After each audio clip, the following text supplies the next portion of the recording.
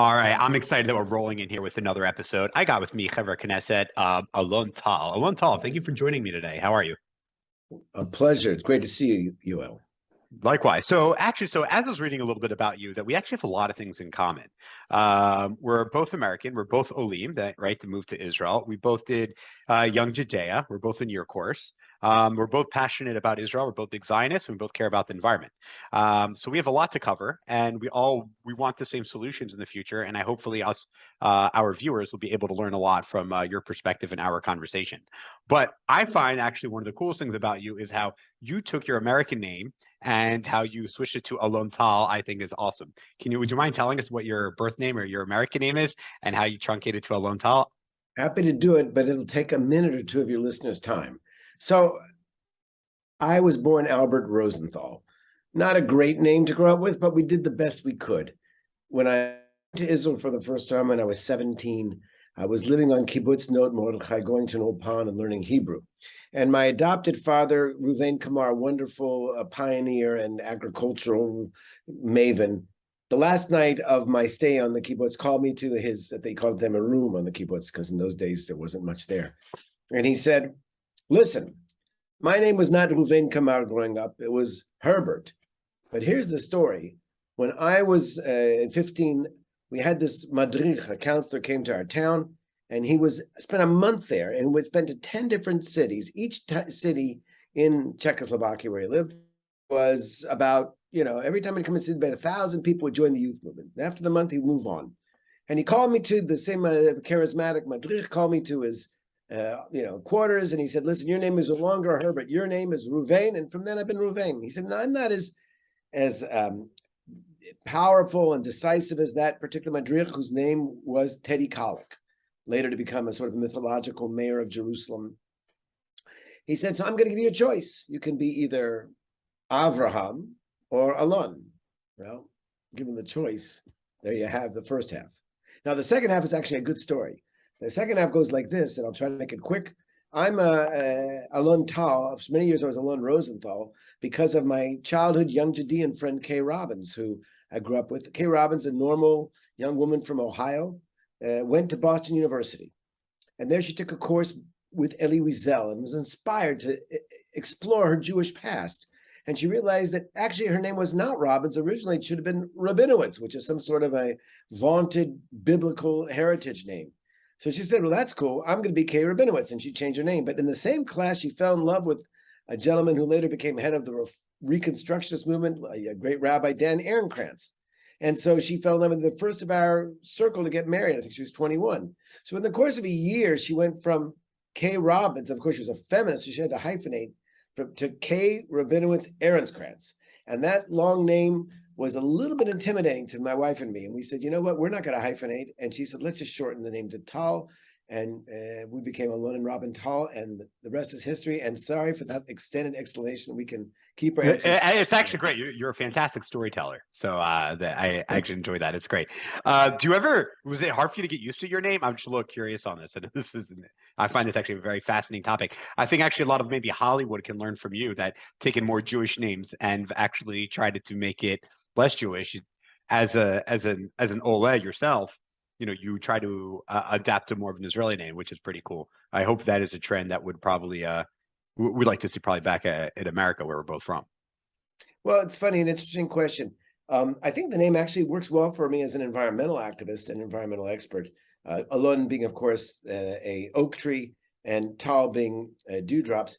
Interesting thing, my brother's name is Oren. That's his birth name. He got a cool Israeli name.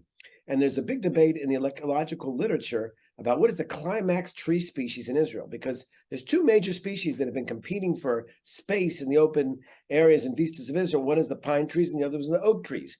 And the pine trees really have an initial advantage. They grow very quickly. They're very, very adaptable. And oak trees take their time. But it turns out that the scientific consensus is that if you wait it out, after a fire, for example, and you come back 150 years later, the oaks are going to dominate. Why? Slow and so that I always remind my little brother of that. And like a tortoise and a hare kind of thing? Something like that. Yeah. I mean, there's a different strategy after fires. The oaks have their roots underground, and they don't spread seeds around. It's a long thing. And we don't need to get into all the botanical vagaries. But I like my name. It's good enough, and it's too late. This is what it's been for now 40 years, and I'm okay with it. Awesome, great. I also like last names that are first names. So I think that's kind of a simple name. Excellent. So right now you're a member of Knesset with the Blue and White Party, right?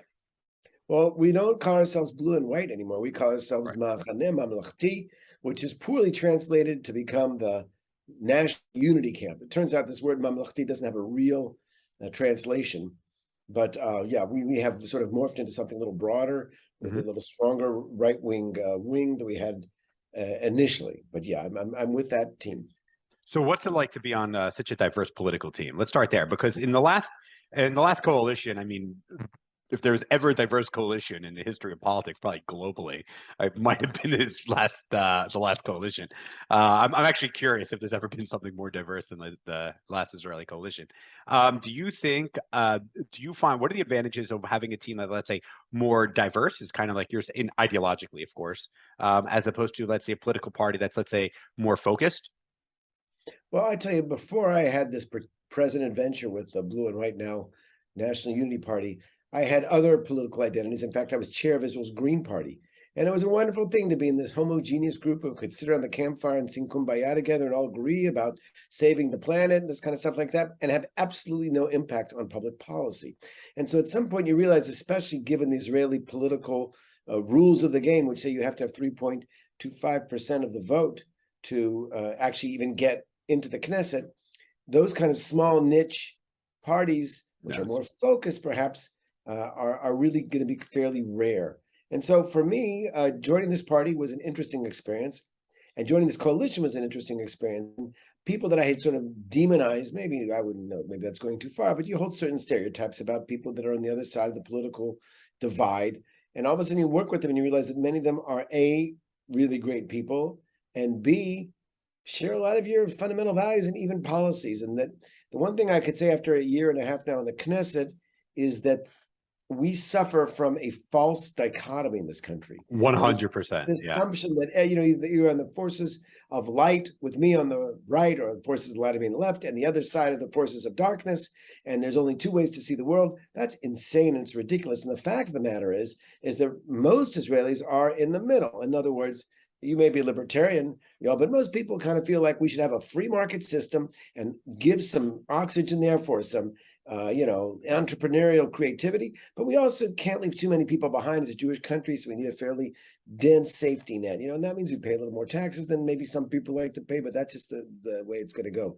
And we all agree we need security, but we also need to make some hopeful way forward in the peace process. And we all care about the environment and want to have clean air and clean water. And, I could go, we want to have a professional, independent legal system. That's the vast majority. The reason why we find ourselves in this false dichotomy is we had a disingenuous minister who really, I would say, facilitated and pushed this paradigm for his own political gain, because by doing so, he could create a right-wing bloc that would allow him both stability as a political leader, but also maybe support his efforts to escape justice. And I think that was very unfortunate that he's pushing this. So our party sees it differently.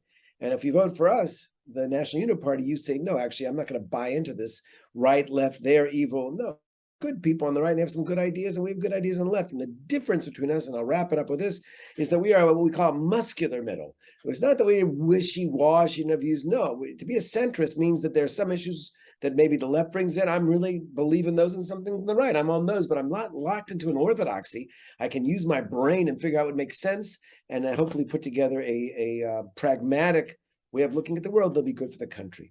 Yeah, so I just came, I spent about a month in America this summer, and I came back, and I heard about it like through the media, news, and social media, which isn't real, but I saw in real life. I was actually fascinated that thank God Israel doesn't have this issue, but things like coronavirus was really politicized. And here, I mean, like with the last government, it was great to see that Nitzan Horowitz, who's the health minister, the head of Meretz, which is probably the far left Jewish party, and Naftali Bennett come together to start to remove restrictions and start to let people open up and free their way of life. And I felt in America that it was polarized, that people on the left and the right couldn't come together to do things that, like you were stating, that like the overwhelming majority of people want the same things. I tend to say 80% of the people will agree on 80% of the same policies. So I'm a professor of public policy, so every so often I have to have a shout out for an important book. And I want to do one for my friend John Weiler, Professor John Weiler from the University of North Carolina in Chapel Hill, former national president of Young Judea. Professor Weiler wrote an amazing book several years back, like 3 or 4 years back, called Prius versus Pickups, explaining the psychology of the political divide in the United States. And it goes beyond. I mean, one side of the political map goes to Walmart, the other one goes to Target, or someone goes to McDonald's and to, I don't know. Opposition. Like the American default is opposition. And I know you're referencing Bibi, and as being a smart politician, unfortunately, divide and conquer is a way to succeed politically. It has proven to work. But I don't think it has sustaining power in the long term. But that being said, why do you think it's like? I found it so fascinating that, let's say, the last government that was so radically diverse. I don't mean radically in a negative way, just but so diverse that people were able to come together and share things. And when I speak to other people that work with other Knesset members, such as yourself, that they say, like, yeah, of course I speak to people of the other side. Of course, Haredim are speaking to very strong secularists and vice versa in the Knesset. But some reason in society, we are having in Israel, where there is a sort of division, or I would say a sense of bubbles. These bubbles, the question is, how do we pierce these bubbles? I have people that, let's say someone that I'll give an example. Someone that I work with, we got together at the Tishbi Winery in Zichron Yaakov, and they had these like new wine glasses that gave like extra air, and it was ergonomic, whatever, but it was actually made of like plastic in a way.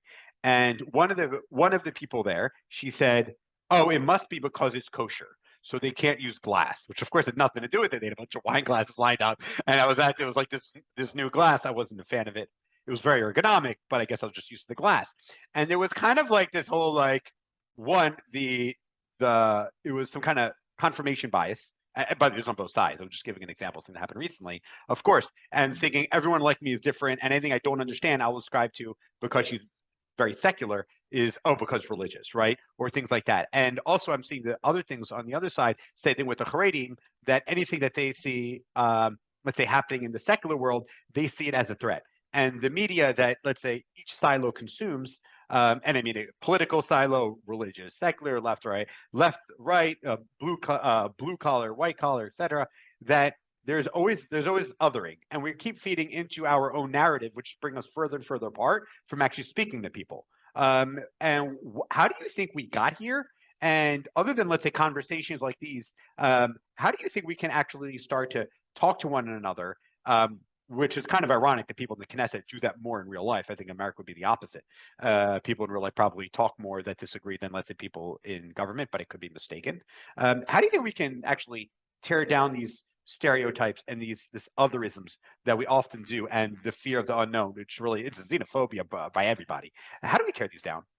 So I would say a few things. You'll find in the Knesset that the many members of the Knesset act absolutely different when there's a camera out there and when there isn't. Right.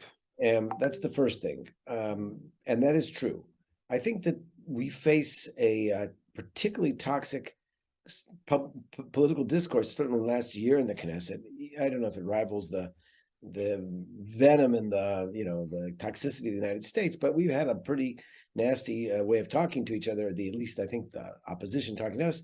And certainly one of the reasons is you get rewarded. You get rewarded with the Facebook algorithm, which gives you more likes by being that. And look at the way some of these really nasty politicians improve their standing in the Likud party as a result of that. I personally I said, look, be the change you want to be, and all that kind of Gandhi stuff.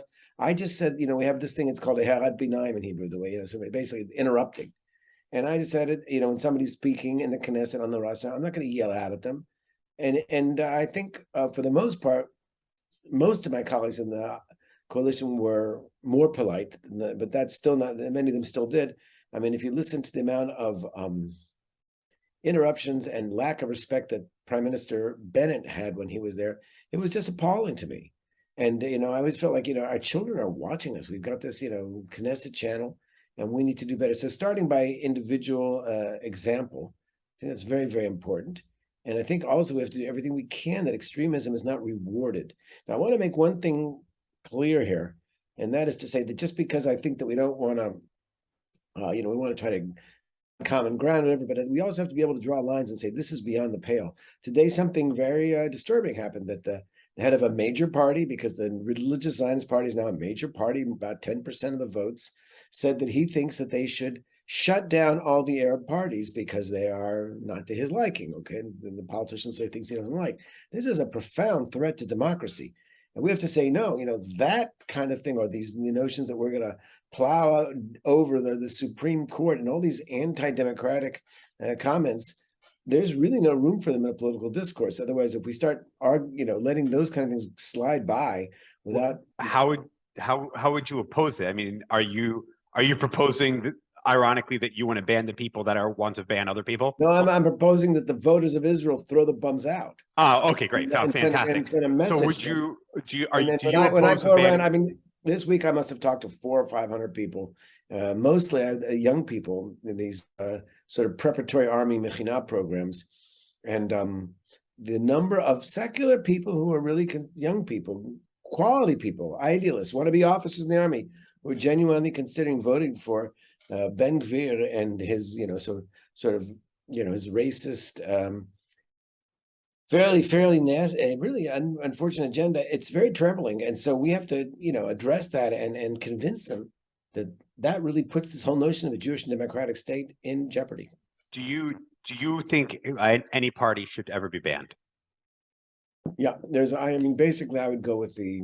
I'm just okay. Yeah, go ahead. The sort of the freedom of speech, fire in the movie theater kind of model, where somebody's speech really might cause a kind of incitement that would lead to violence, then we need to stop it. I tend to be a little bit more. Don't you think there's that? Don't you think there's that on, let's say Ben Gvir's party and the parties that he opposed? Don't they kind of both do that? Isn't there a form of inconsistency of banning anyone? And if you're saying that you agree with free speech, I mean, advocating violence, saying, hey, go attack this person, I'm against that, right? And I don't think a party should be banned, the individual should be banned, if anything. But isn't there a form of inconsistency there that you decided to call out one person that was in favor of banning a party, which I'm against? I'm against all banning, right? That's not a secret. And now you're in here talking about banning parties that want to, how's your definition of free speech? Well, I'm not really calling anything. I'm actually just expressing or repeating the law in Israel, which says you can't run a list which is racist and insightful, and you can't do that. And I think that's good. I'm not asking about the law. I'm going to challenge you, Yoel. Do you think the Nazi party should be allowed to run in the United States and incite for the incarceration of Jews, or the absconding with their human rights and putting them in concentration camps on a Nazi platform? I'm not sure that we want to. I would like to. I'll answer your question. I stand with the ACLU, like they did, standing with the neo-Nazis, even to be able to march through Skokie, Illinois, as long as they weren't inciting any violence against anyone else. Yes, I think more speech shine more light. The fact that they marched shine more light on the neo-Nazis, and more people oppose them. I think by shutting them down, you're going to find people that don't know any better, are ignorant, particularly now in the internet age. They'll empathize with them. The British National Party, a white racist party. Do you think a head of a party who praises a mass murderer and puts his picture on his wall should be allowed to run? I'm not so sure. Wait, hold on. There's two different. I want to finish. because you're saying there are some limits, is what I'm saying. No, hold on.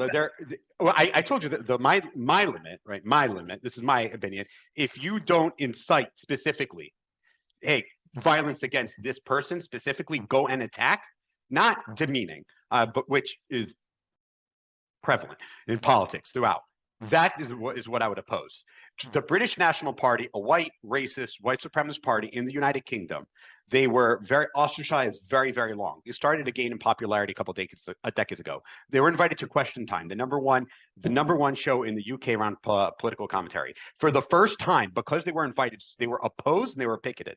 The fact that they were able to share their views to the wide British audience, they went from being able to, their popularity collapsed. I believe Israeli people and the Americans, I would think this for much of Western people, the more sunlight that we put on people's policies, the more speech there is, the more clarity there is. I don't want someone else to tell me I this believe person's I evil. started with that assumption. I said basically the same thing. Look, taking away somebody's right to run for office is a very, very drastic and Correct. draconian measure. Certainly, It's anti-democratic, I the would say. burden of proof has to be strongly on it. And I said I used the same test of fire in a crowded theater. The idea is that in a crowded, these people could be stampeded, and lives could be endangered and the like. So it's basically, I don't think we're that far apart. I think when somebody is taking a stand with a high degree of preponderance of the evidence, if you want to go into legalize it, it says that this is going to lead to a violent outcome, then yes, that's when we cross the line. It happens very rarely.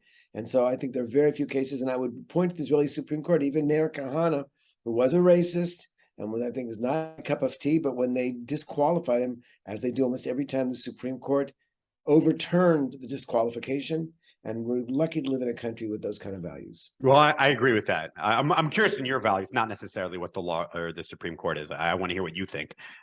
Anyone can look up the law in the Supreme Court. It's your mind that I'm curious about.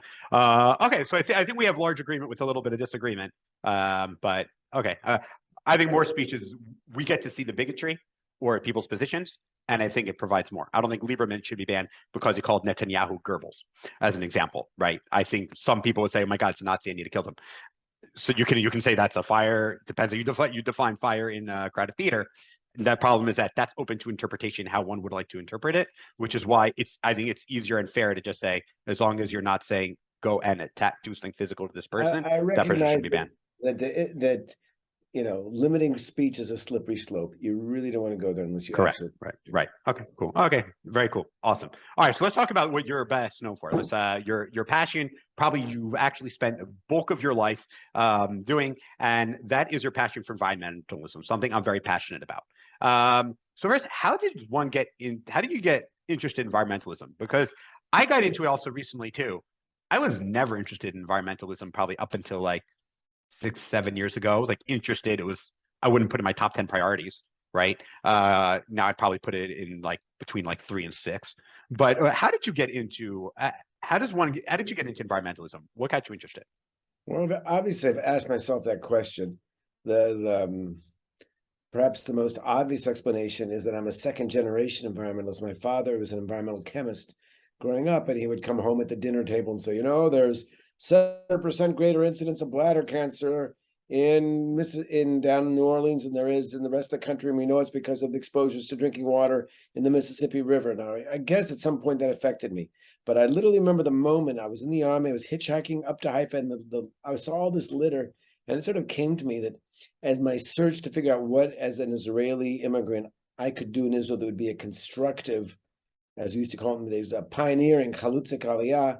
And I said, there's not a lot of environmental. This was the year 1982, some 40 years ago. And I said, I think this is something that I should look into.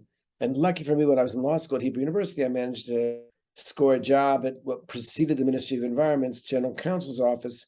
And I was really interested. And then I went and did a PhD in it. And the next thing you know, I have a career. So that's how it happened with me.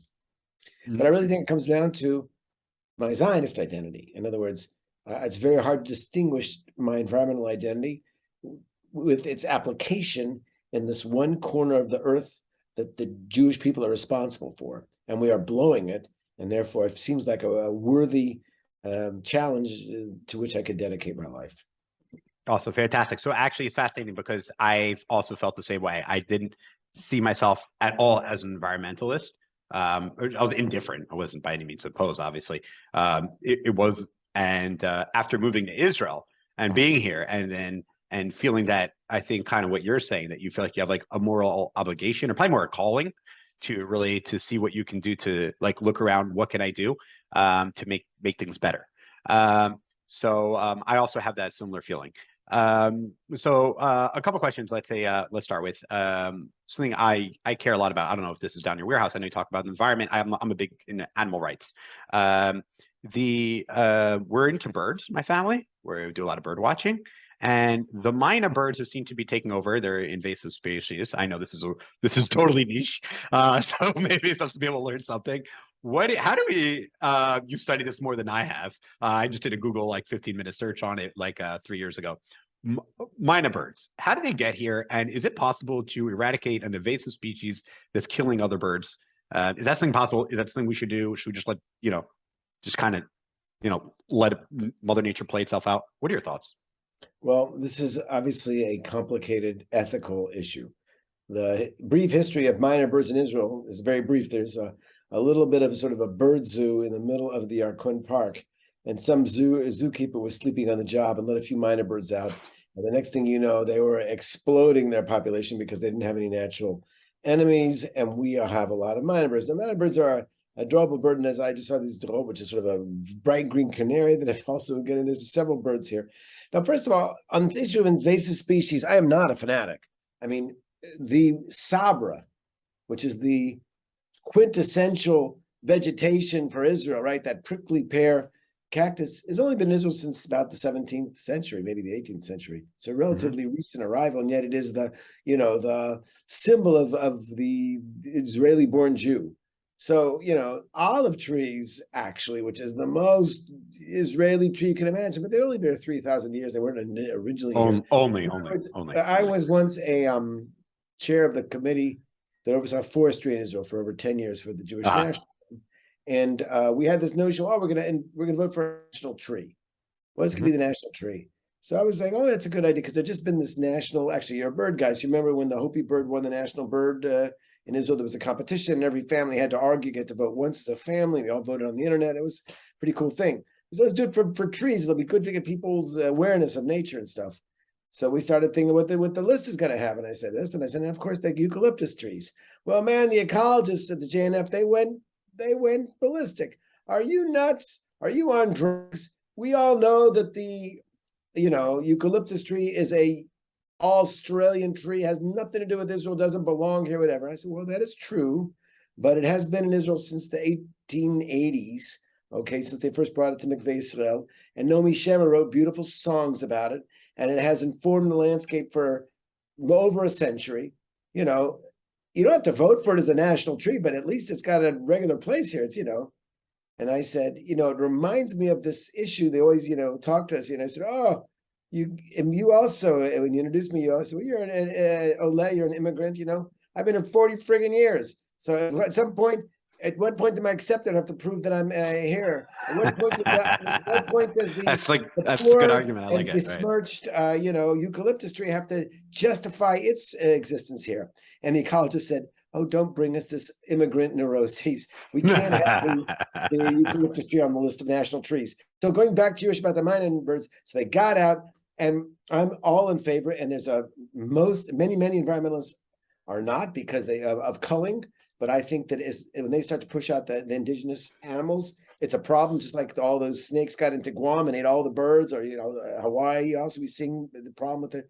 I think that to make the world safe for diversity, sometimes you have to do a little bit of culling and management intervention. But I think the Myna birds are just too many. We are too late. I think they're going to be part of it, and eventually they'll settle in there. And unless we can find a natural enemy of the predator, introduce them, but then we're creating problems. We already had this. Australia has these issues all the time because they're an island society. But I think it is an issue, but it does remind us that there are many other threats to biodiversity in the form of invasive species, and we need to be vigilant in trying to limit it, because once that genie leaves the bottle, it's really hard to put it back in. Yeah, no, I have this like mixed feelings on like exotic animals. There's some like really cool turtles I'd love to have, but they're illegal. And I know why they're illegal, because if it gets into the wild, it'll be like the Mynas or something like that.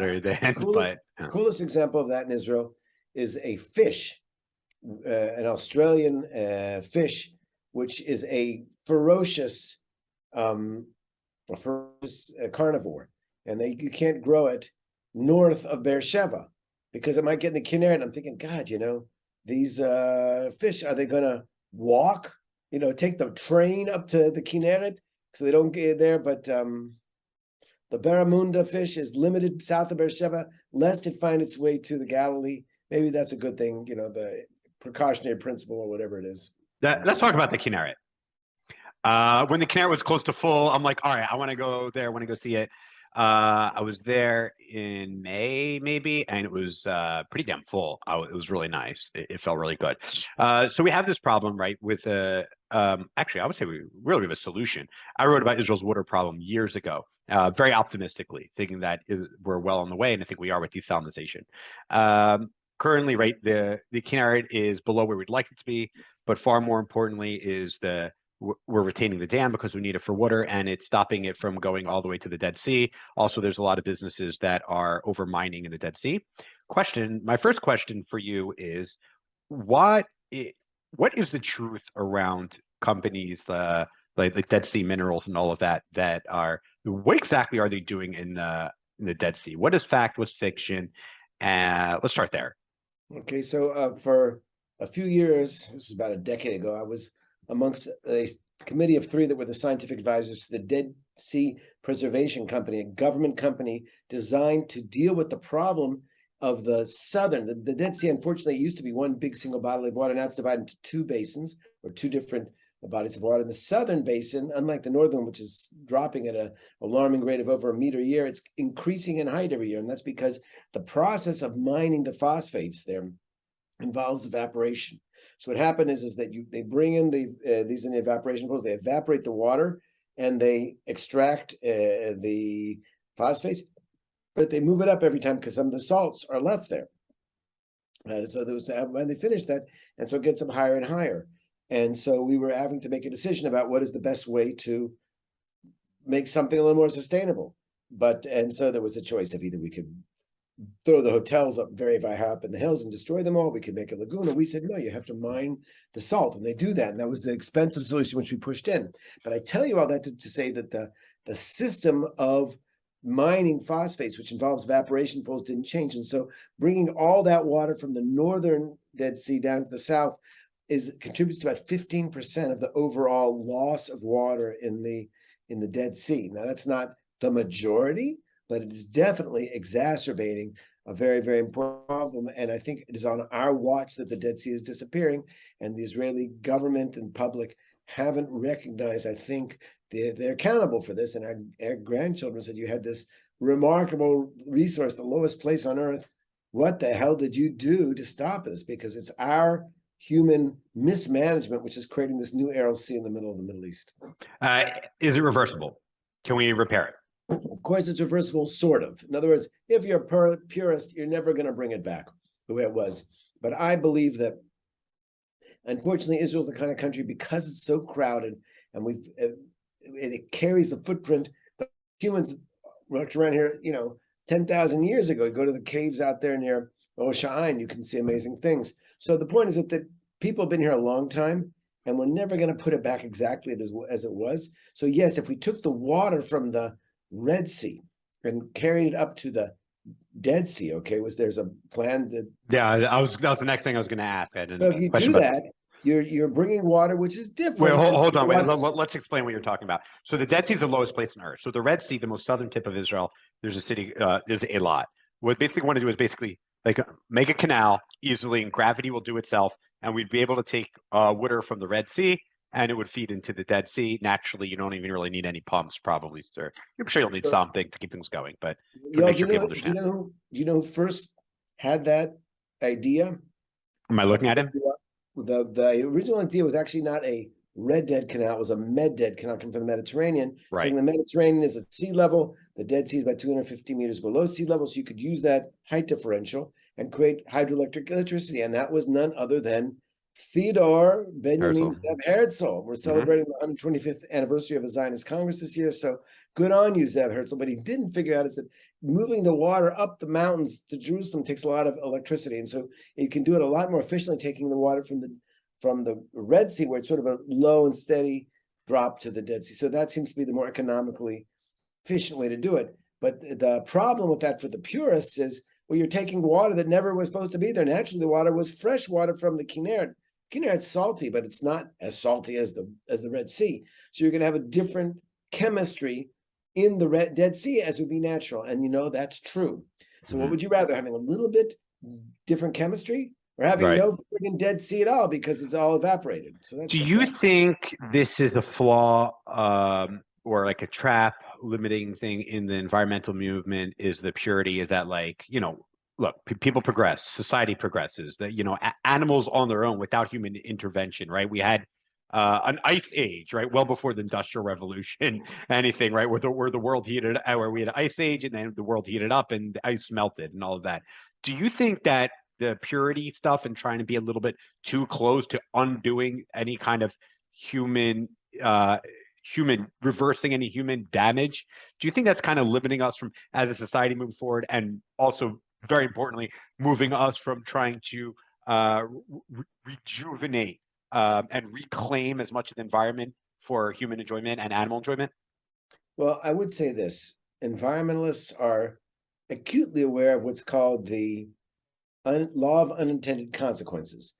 Big projects that change the way nature did things often come back to bite you. Take the Aswan Dam in Egypt, which led to, first of all, loss in soil fertility there, has led to loss of sands and massive erosion in the Israeli beaches. That's one of the reasons why the cliffs are collapsing near Netanya, because of that they're doing that. In other words, there are big implications. And so I think that I would agree with a sort of a general environmental tenet, which is you need great humility and caution when you make big changes. But having said that, when you have a situation like in Israel, like I said already, we have so many people who've already changed the environment so much, not doing something, I think, is irresponsible. I I'll agree give with you you. an Yeah. example of that. I have a long-standing disagreement with the Society for Protection of Nature in Israel, the largest and oldest environmental group in Israel.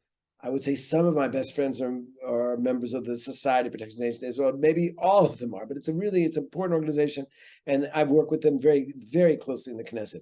But on one issue, we disagree. Let's put that issue right on the table, and that is that they think that areas in the Negev in which there really never was forests should not be forested. They think that's unnatural. And I say, if you take areas like the Atir Forest, which is the largest forest in Israel, which is afforestation, it's not reforestation. There wasn't a forest there before. But there has been 3,000 or 4,000 years of massive erosion and desertification. And so the carbon content, the organic content in the soil is so depleted that by planting trees, we can capture soil and sequester carbon and stop this massive loss. I mean, when you lost 2 meters of topsoil, do you really feel want to deal that area as some sort of a pristine wilderness? It's not. So let's use our brains and make it a place that can give life, and now whatever. And they say, no, we can't change the way that nature always was. And so this is an argument, legitimate argument. I don't want to, characterize their position. It's just wrong. Right. Yeah. I feel I worry sometimes that environmentalism can become too much of an ideology to a point where we're hurting their own environment. It's like, oh, like let's just not do anything with the Dead Sea because the Red Dead Canal. People would say, oh well, that's not the natural water. Okay, so let's let the thing die out. Let the thing evaporate and all that. I want to talk about technology.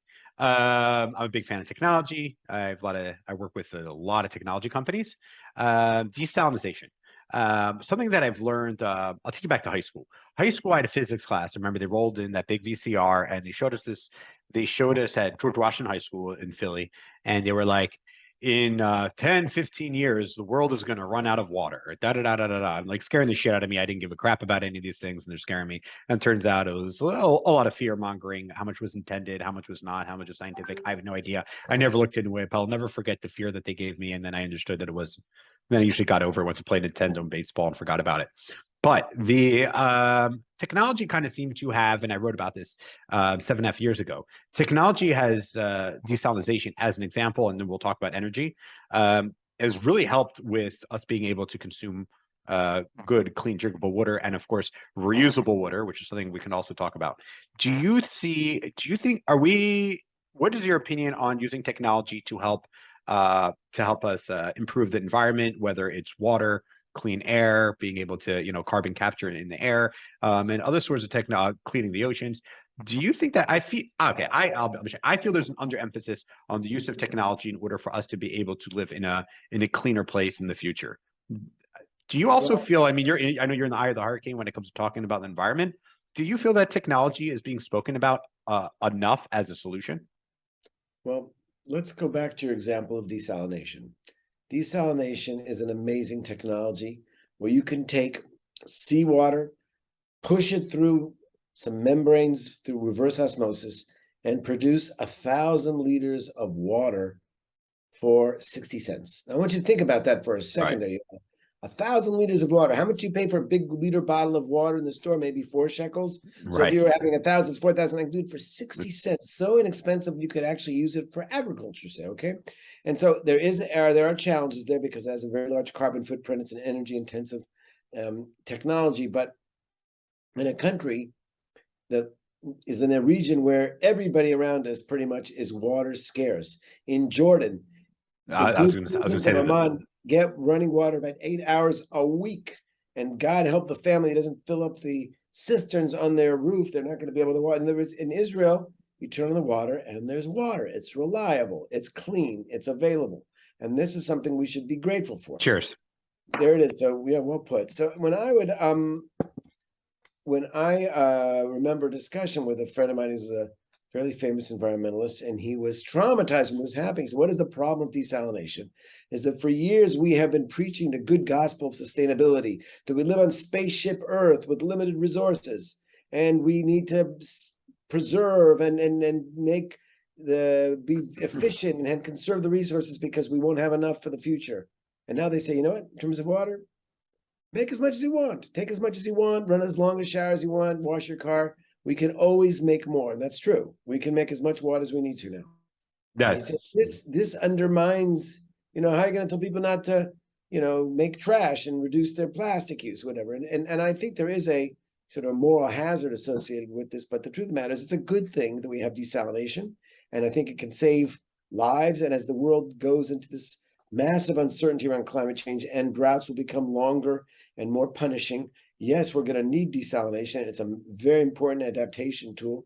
We just have to get the energy right. So that is sort of what my feelings about technology is, that, if we had lived on a planet instead of where there's 8 billion people, we had 2 billion people, we wouldn't need a lot of this technology. But today, the mess that we're in, there's no way we're going to solve the climate crisis without significant technological developments. And I'll give you just one or two examples to make this point clear.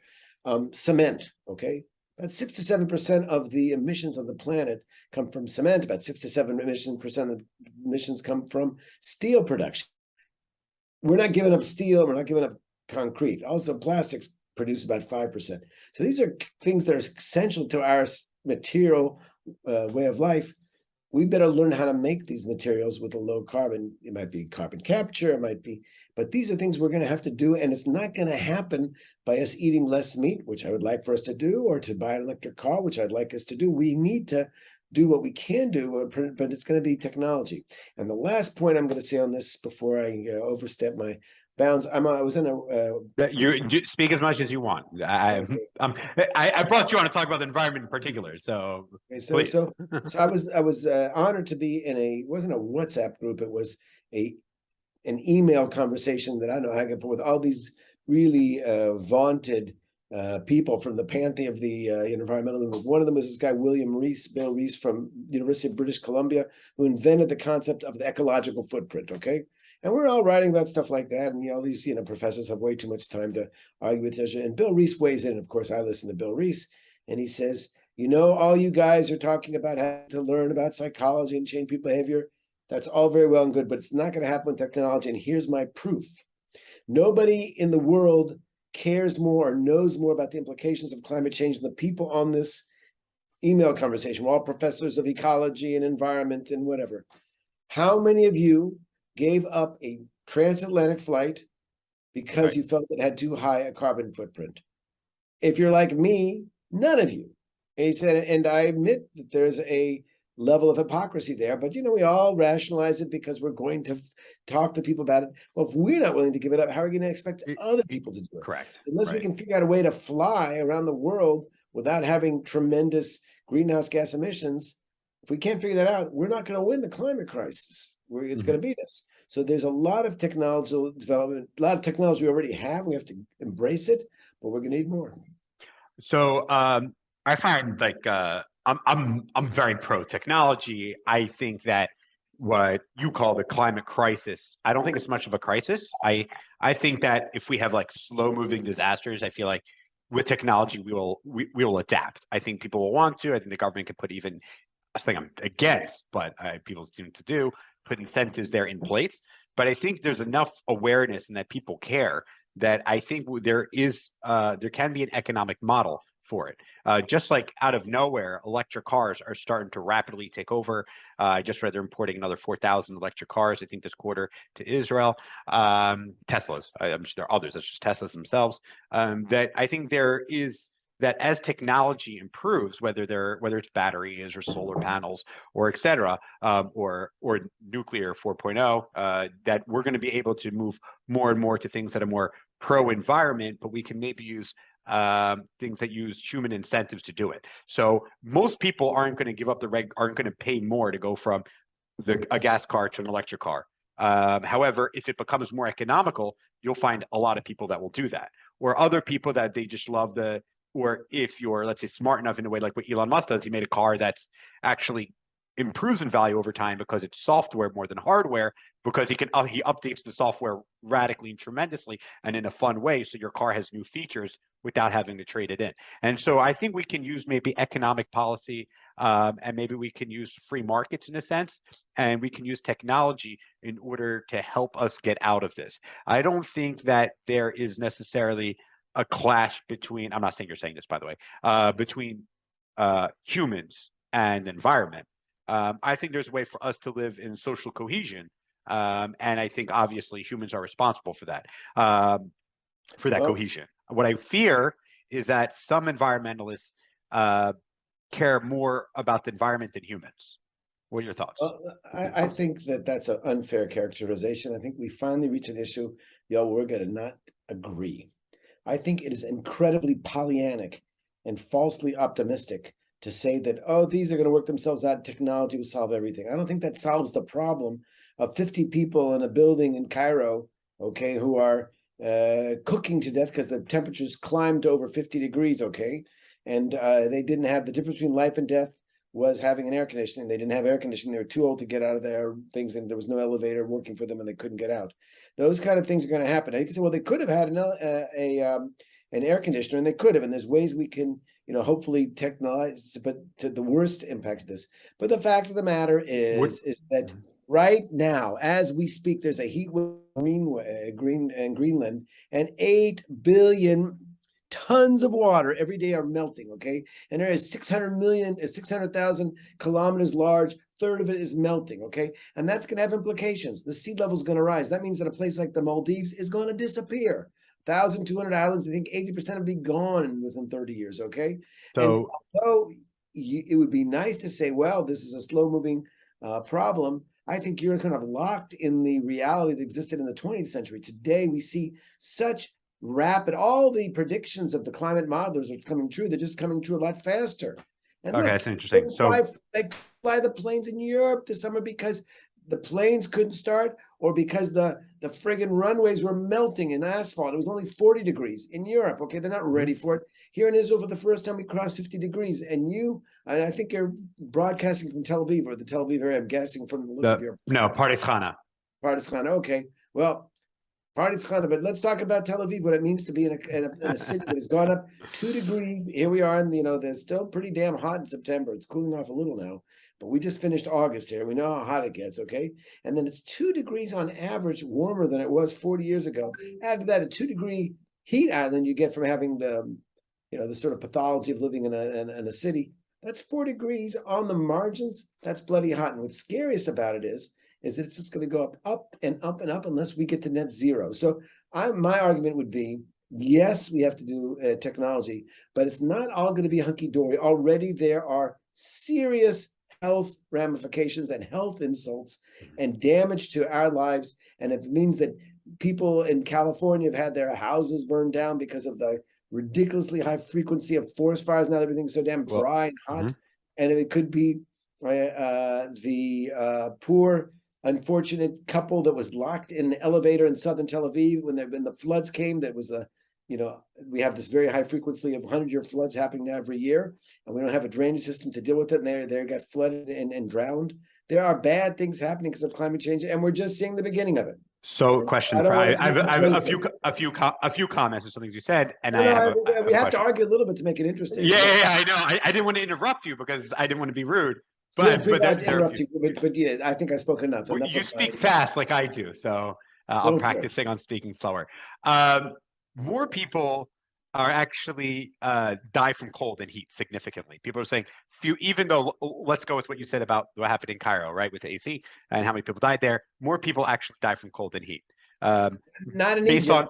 But Not in Egypt. I'm talking global. We're talking global warming, right? So I mean, unfortunately, what happens right? We're yeah, either it's global warming or it's local. If it's local, then it's Egypt's problem. If it's global, then it's global. So we need to pick how we're gonna our grounds for conversation.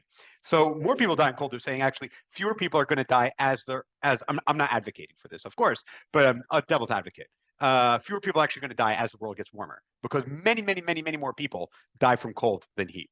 That's one. Number two, we have technology like AC and all things that can fix things, and thank God our air conditioners are getting far more environmentally friendly. And also California, a lot of the fires there is actually mismanagement. California had actually excellent, very good fire control this last year as opposed to a few before because they don't burn they don't, kind of like you would say, if we can get rid of the Mynas, it would be better for all of the bird ecosystem. They're not properly doing the forestation treatment in California. So just a few things just want to talk about there. But what you are saying, though, I understand, right? So the Earth is getting warmer, and humans are playing a part. Okay, Israel, this big, right? What we can do on the globe is we're less like 0.1% of the 0.025% of the population.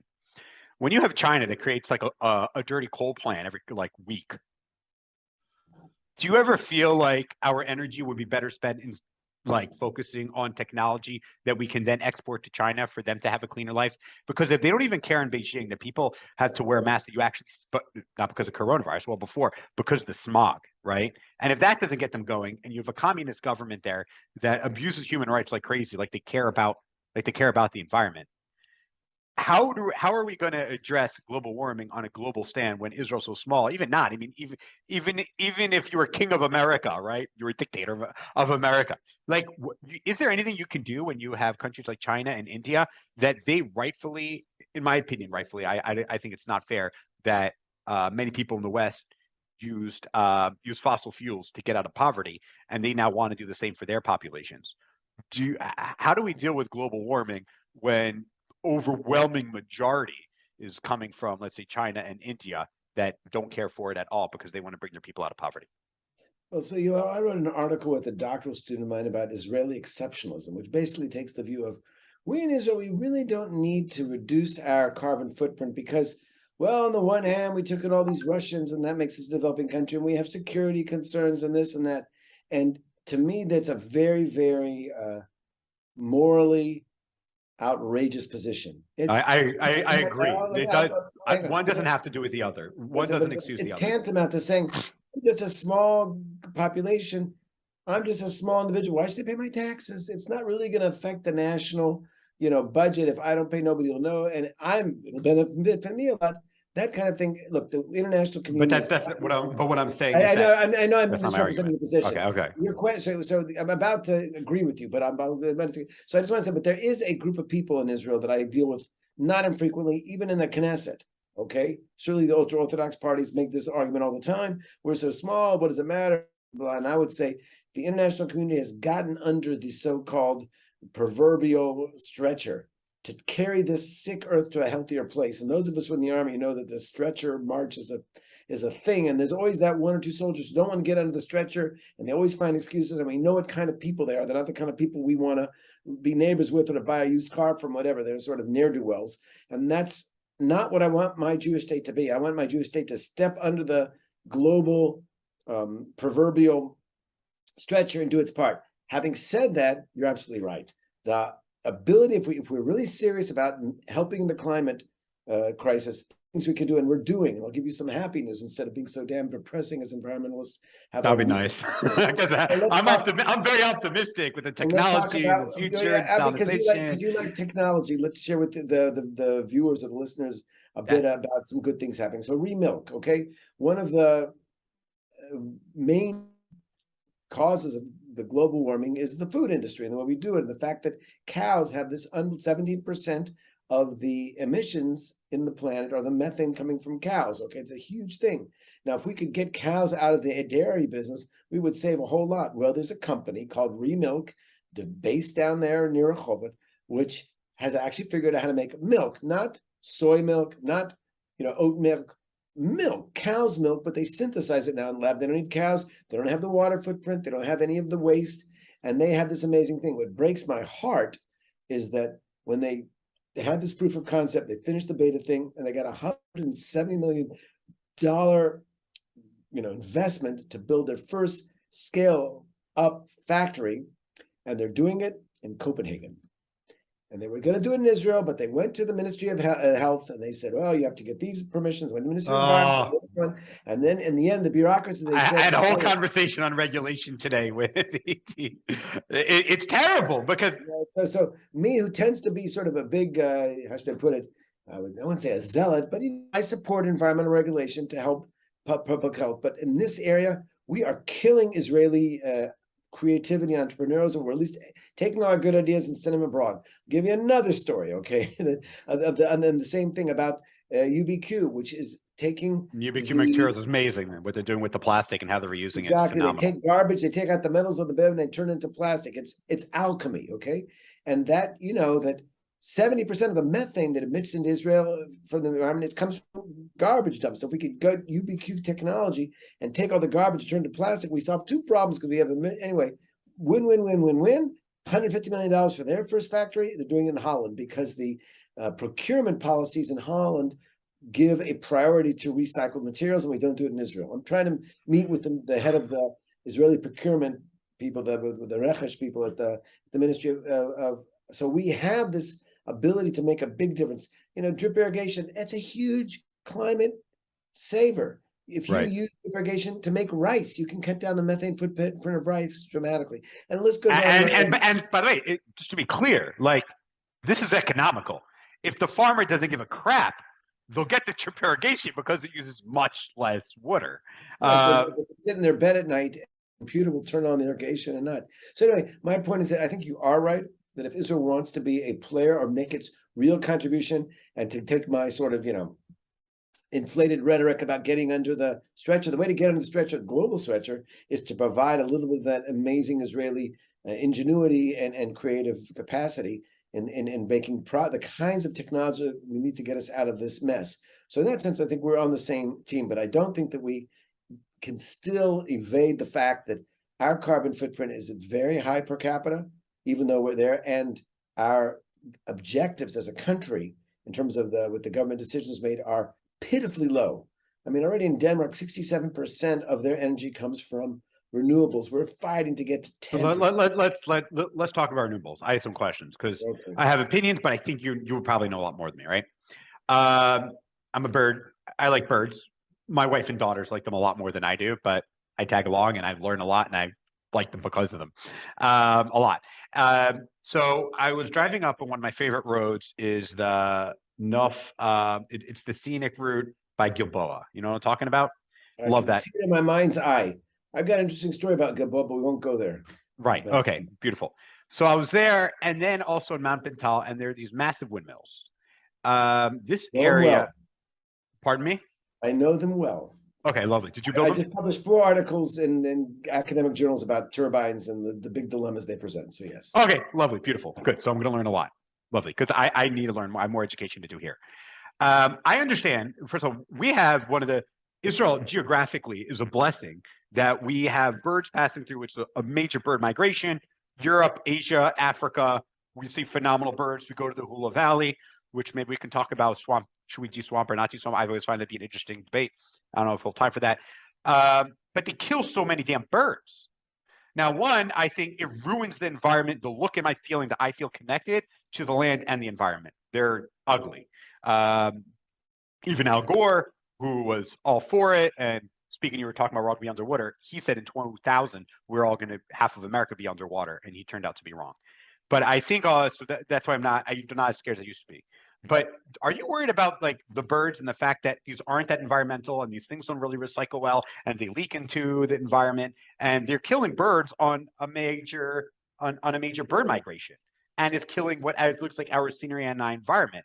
I look at it and it's like looking at for me, right? To other people, they might see amazing technology. Other people might see, look at how we're trying to progress environmentally, and it just looks like to me like litter, like littering the landscape, and it's killing a lot of birds. And I don't think it's that really great for the environment. There are much better solutions from solar, nuclear, et cetera. What are your thoughts on turbines? And I'd actually like to go through all of them if you're interested. But Well, the thing about wind turbines is that they're really much more efficient than solar energy in terms of using land, okay, or space. And especially these new, now we're up to 200 meters, but the next generation will be 350 meters. And you could actually, one of these turbines can, a community of 2,000 people from one turbine can get all their electricity for free. And most importantly, in Israel, the winds blow very often at night. So you can have a little bit of compensation with the fact that you have your solar during the day, but when the sun goes down, you can move to another one. I understand the pushback that we've seen in communities around the world for wind because of the infra noise that you get there that some people claim affects them, and for the birds that you mentioned there, the noise, the visual things. And there's also something that's called flickering, because when it goes around, it can drive you nuts if your windows is facing it. Our research suggests, and we did a national survey of people. Who's us? Who's we? Who's our research? My former doctoral student, now Dr. Erez Perry, who was a brilliant doctoral student with me at Tel Aviv University until a year ago when he graduated. Now he works for an electricity storage, a renewable storage company. But Erez's research, and I hopefully helped him a little bit with it, suggests that if you move a turbine 2 kilometers from people's houses, all of the impacts somehow are diminished. But having said that, I'm convinced that there are places in Israel where we can put it, but for me and my values, I don't think it's the birds, and I don't think it's the human health test that people argue. I think it's just the landscape. Right. I agree with you. That's my number one thing. Iconic landscape. You talk about the Gilboa. The Gilboa is the place where Saul had his final battle, and there's this whole thing. And to look up there and see that, it's not exactly going to be the inspiring, vistas that really moved pilgrims and prophets for generations. And so I think there is an issue that we need to think about that in terms of the aesthetics. And aesthetics is not a bad word. The word aesthetic is from the Greek, which comes from, anesthesia is the non-feeling, and aesthetics is feeling, and those are things that make us feel and that give us a sense of purpose here. So I think there are places here, but it's not everywhere. My hope is, and I have a Zoom conversation which is supposed to happen this week, but they got put off. I was the Israeli parliamentary friend group, Israel Denmark's chair. So I got sent to Denmark to meet with my peers there. And when the ambassador picked me up, and I said, please set up before, and I said, I want to meet with the wind turbine people, because Denmark gets 67% of its energy, most of it from wind turbines, and most of that is offshore. Now, their offshore stuff usually very close, but they have these new floating turbines, which is new technology. And based on the sort of the continental shelf in Israel, we could put those things, 2 or 3 kilometers out to sea, maybe even more, like 20 or 30 kilometers. People wouldn't even be able to see it. And that could provide us, at least where most people live near the coast, a lot of the electricity we need, hopefully without some of the aesthetic problems, not the bird problems. But these are all very real issues. And there's a lot of really smart people who said, and one of them is my friend, Miki Chaimovich, was a national newscaster and was also a member of parliament in my party before she had enough of politics. But she reached a conclusion that the amount of electricity we can get from wind turbines is so small, it's just not worth it in terms of the battles, the communities that feel put upon by having it.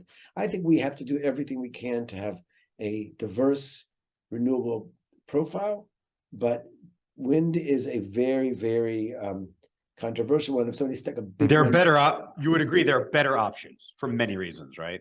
I think that we need to start by first of all putting all kinds of solar panels on people's roofs and using. Well, Israel does that greatly. So I have a question, real fast before we get to solar. I want to talk about. We'll get to both. Quick question. Okay. If there was a vote in the Knesset, should we take down the wind turbines that are killing birds and it's killing our landscape? would you vote for or against? I'm not sure that right now I'm in favor of taking down any winds when Israel hasn't even gotten to 10% capacity. I think when we've, I'll tell you about it. I'm going to answer a discussion with this story. I became friendly. You're so Jewish. Before I started the Knesset, I was sort of friendly, and I'm still friendly with a guy named Yuval Steinitz, Dr. Yuval Steinitz, who was a minister of finance and then was minister of energy. And Steinitz is a misunderstood and sometimes unfairly maligned political leader, very smart guy, professor of philosophy. And as minister of energy, he was saying, my concern is we're going to fill up the Negev with solar panels.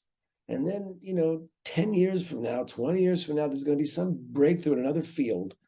And we're going to say, boy, we have to get rid of all our solar panels. And we're going to have this huge solid waste problem because we're going to have to do something with these panels. In any event, after 30, 40 years, they're not going to work anyhow.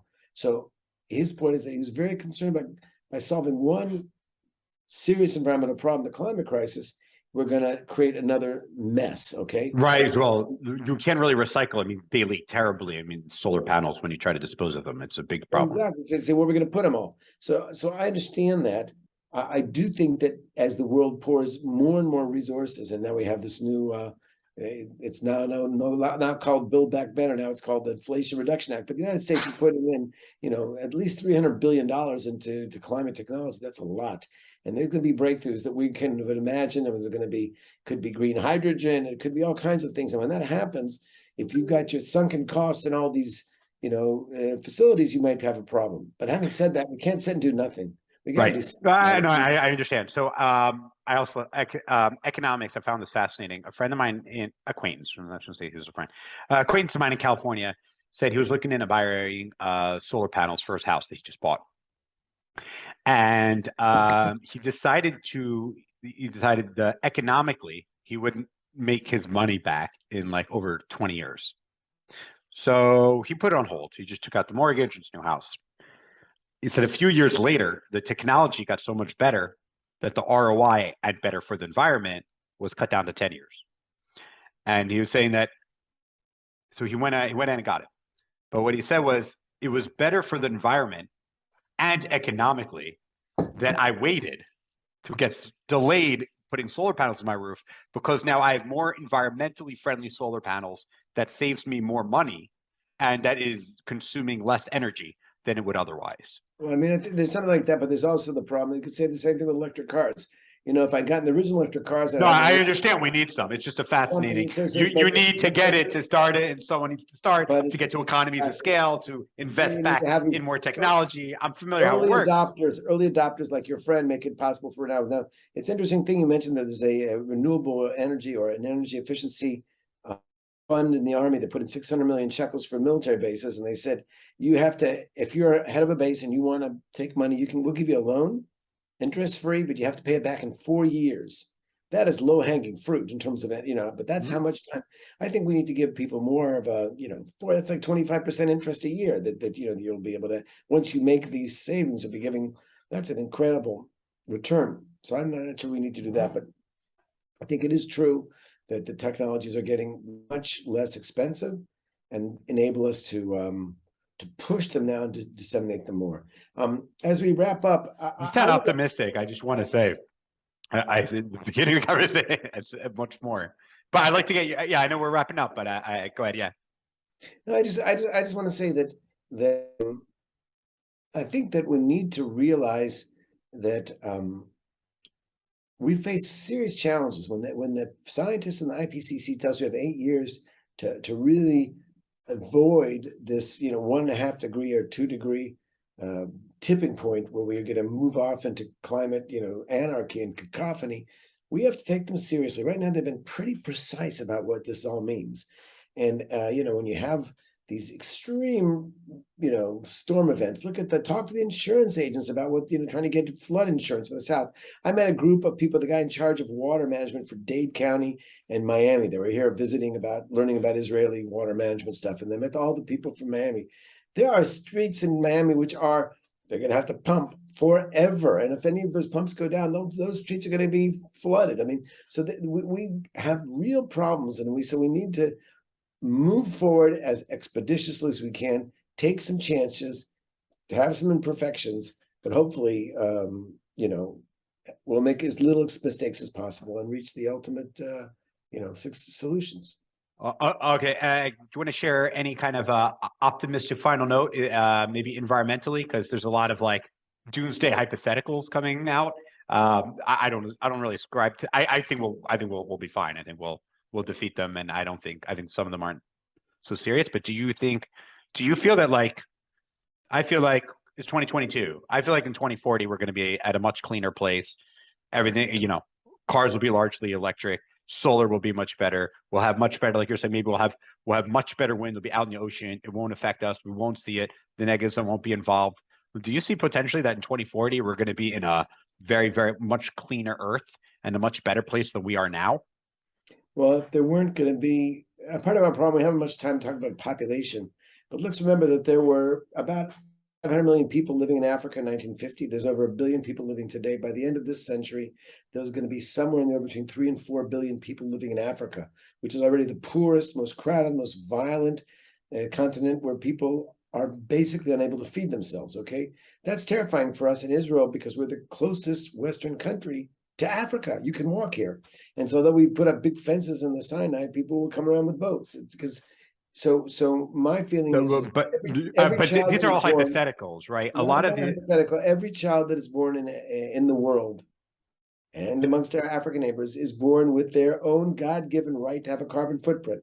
So we have got to get these technologies done quickly and then make sure that they are shared with the South, which may not be able to afford some of them, but we need to realize that if they're unhappy and they keep having these huge families, we're cooked, literally. so economically, putting my economics hat, what we see with the improvement of technology over time, or let's say when a poor nation comes out and becomes more economical, becomes, let's say, more free and have more opportunities, and they're brought out of poverty, which we have like really done globally phenomenally. I mean, even in Israel, that we've done bringing people out of, despite with a long way to go.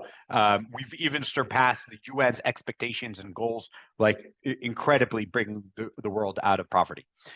Is that what we're seeing is as they get out, yes, you're going to have more footprint. They're going to want to industry, coal, and all of that. But we kind of get to a point, I believe, that it's from a point of luxury and economics that we'll reach a place that it will go back down. That those people, as they, let's say, become middle class in a sense, that they're going to want, and when they go from like burning dung indoors in order to have heat inside, which is what some people in Africa do.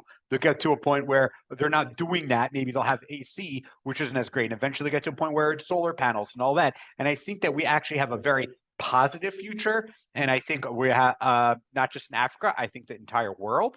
And I think we actually have a lot to look forward to. And I think we should embrace the very positive things about environmentalism, the landscape, the opportunity, the technology, and how humans can work together with the earth to actually build a better future. And now I don't think we should use fear to get people to necessarily make drastic changes that may or may not happen.